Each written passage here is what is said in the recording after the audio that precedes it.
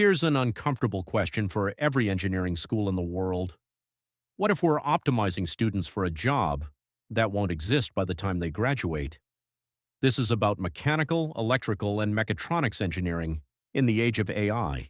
And it ends with a tool you can use to find out exactly where your own program stands. Start with a simple truth. A four-year degree is a four-year bet on the labor market. We build our curricula around the entry-level job we assume a graduate will step into. So this talk asks just one thing. What if the rung we train them to land on is precisely the rung that AI automates first? Here's the promise we make. Solid fundamentals, a junior engineering role, learning on the job from senior engineers, a predictable climb to seniority. But here's the quiet reality. AI agents now do the junior grunt work. Those entry-level rungs are being cut, not filled. And the old deal, learn by doing the rote work, is quietly breaking. The first hard number, 13%. That is the relative decline in employment for workers aged 22 to 25 in the occupations most exposed to AI since 2022, while older workers in the very same fields held steady. This comes from the Stanford Digital Economy Lab built on payroll data from millions of U.S. workers. And in software and customer service specifically, entry-level employment fell about 20%. And it is not one data point, it is a pattern. A 25% cut in big tech entry-level hiring in a single year, while experienced hiring actually rose. A 35% drop in junior tech postings across Europe, 20 to 25% cuts at Indian IT firms. And for the first time in recent memory, recent graduate unemployment has climbed above the overall rate. So why does this hit engineering specifically? Because the junior tasks are the ones being automated. Generative design tools now do exactly what an entry-level engineer was hired to cut their teeth on. Layout work that took 3 days now takes about 75 minutes. Auto-routing completion rates above 90%. 5 to 10 times the productivity on some tasks. Now, these are vendor numbers, so treat them as claims. But the direction of travel is not in dispute. Here is the mechanism underneath all of it. AI is best at replacing book learning, and book learning is exactly what a fresh graduate brings to the table. Experience and hard-to-codify judgment are becoming the buffer against displacement. And the newest engineers have the least of it, so they are the most exposed. Now zoom out to the whole economy. The World Economic Forum projects 92 million jobs displaced by 2030 and 170 million created, a net gain of 78 million. But look underneath that optimism. 40% of employers expect to cut staff where AI can automate, and nearly 2/5 of today's skills are expected to change within 5 years.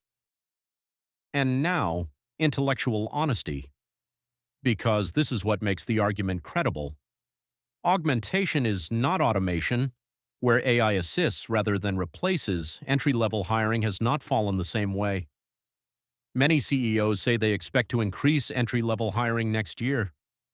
If firms stop hiring juniors, they starve their own senior pipeline. And the fix is already known. The vast majority of employers plan to prioritize upskilling. So what is the defensible claim? Not that engineering is dead, that overclaims and it invites rebuttal. The sharp, survivable version is this. The entry-level rung is being automated faster than the senior rung it is supposed to lead to. The latter is losing its bottom step. Which raises the real question. If the rung is moving, are we? Before we judge our own curriculum, let's look at what the leading engineering schools have already changed. MIT wove machine learning into a flagship design course back in 2021. Carnegie Mellon launched 7 AI engineering master's programs. The University of Florida built AI literacy across its entire curriculum, and ABET's proposed AI criteria, the accreditation floor, start applying in the 2027-28 cycle. The common signal? AI is embedded into the discipline, not bolted on as one optional elective. So how do we measure ourselves? Honestly, with a rubric. 8 capabilities, from AI in the core to discipline-embedded AI to tool fluency, the math foundation, deployment skills, ethics, real AI capstones, and faculty currency. Each one scored 0 to 3. Absent, exposure, applied, embedded. The frontier scores a 3. Then we plot two things against each other: how ready you are and how urgent each capability is. Rate them honestly and the gaps sort themselves. The high-priority, low-readiness items land in the top left corner. That is your Act Now list, not a vibe, a ranked plan. Here are the questions worth arguing about. Which of your required courses trains a task that AI already does better? Are you teaching students to command AI tools or to compete with them? If the bottom rung is automated, where do your graduates get their first 3 years of experience? And where do you score lowest? And what are you going to do about it? Which brings us to the reframe. Don't train students for the job. Train them to be the ones that AI works for. So, let's actually run the assessment and find out where we stand. It is 3 moves. First, rate readiness, score each capability 0 to 3. Second, set priority. How urgent is it for your institution? And third, read the plan. The tool ranks the gaps automatically, and the high-priority, low-readiness items rise straight to the top.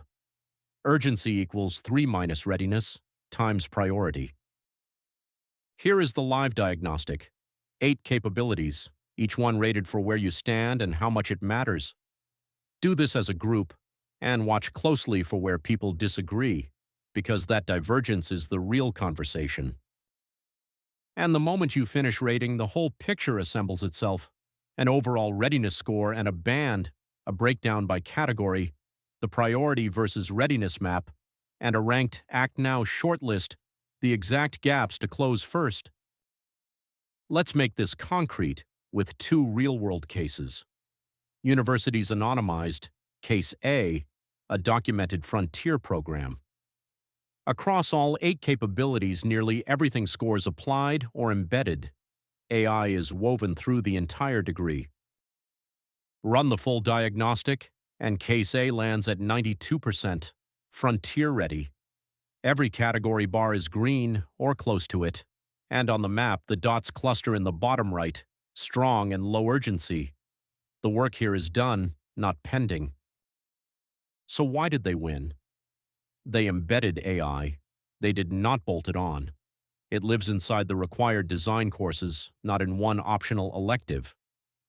Machine learning is applied to their problems: robotics, structures, chip layout.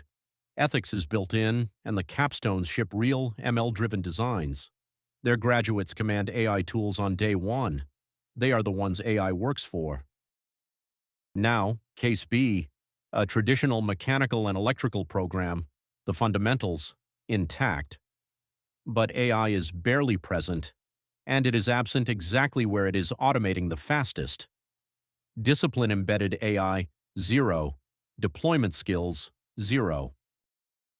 And the diagnostic is blunt, 33% at risk. The category bars run red and amber, and the map shows a red cluster in the top left, high-priority gaps with low readiness. The Act Now pile is the whole story. The diagnosis: AI is an elective, not a thread. The only AI on offer sits in a single computer science course. The engineering core never touches it. No ML ops, no agentic tool fluency. The capstones rarely use AI, and the tool chain is a year out of step with industry. Their graduates compete with the tools, which is exactly the bottom rung being automated. Which leaves one question, the only one that actually matters. What about your university? Where are you right now? Somewhere between Case B and Case A. So run the diagnostic with your department, plot yourselves, honestly, and then decide which way you are moving before your students graduate.